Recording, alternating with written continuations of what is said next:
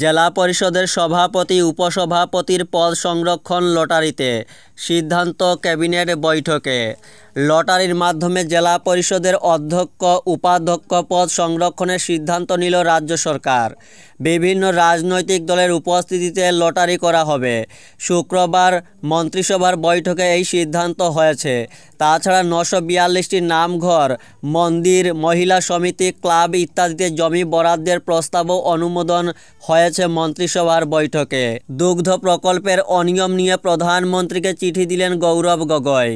অসম সরকারের প্রধান দুগ্ধ উদ্যোগ, বাণিজ্যিক দুগ্ধ খামার প্রতিষ্ঠার জন্য উদ্যোক্তাদের সহায়তা 2022-23 প্রকল্প বাস্তবায়নে উত্থাপিত অনিয়মের অভিযোগে গভীর উদ্বেগ প্রকাশ করে প্রধানমন্ত্রী নরেন্দ্র মোদীকে চিঠি লিখলেন প্রদেশ কংগ্রেস সভাপতি গৌরব গগৈ। গৌরব তার চিঠিতে রাজ্য সরকারের বিরুদ্ধে সরকারি তহবিলের চরম অপব্যবহার এবং ভর্তুকি বরাদ্দে রাজনৈতিক পক্ষপাতির অভিযোগ করেছেন।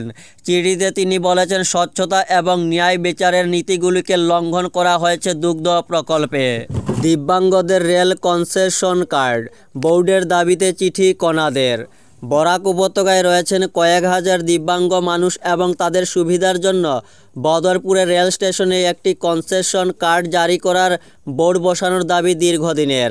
সম্প্রতি সক্ষম সামাজিক সংস্থার এক অনুষ্ঠানে অংশ নিতে গিয়ে সাংসদ কনাদ পুরকায়স্থ এই দাবি কেন্দ্র সরকারের কাছে তুলে ধরার আশ্বাস দিয়েছিলেন।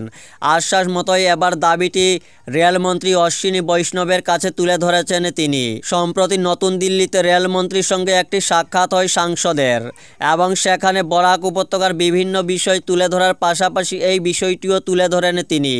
এ ব্যাপারে বিস্তারিত চিঠি রেলমন্ত্রীর হাতে তুলে দিয়েছেন সাংসদ এবং রেলমন্ত্রী তাকে আশ্বাস দিয়েছেন আগামী 3 মাসের মধ্যে এই দাবি পূরণ হবে।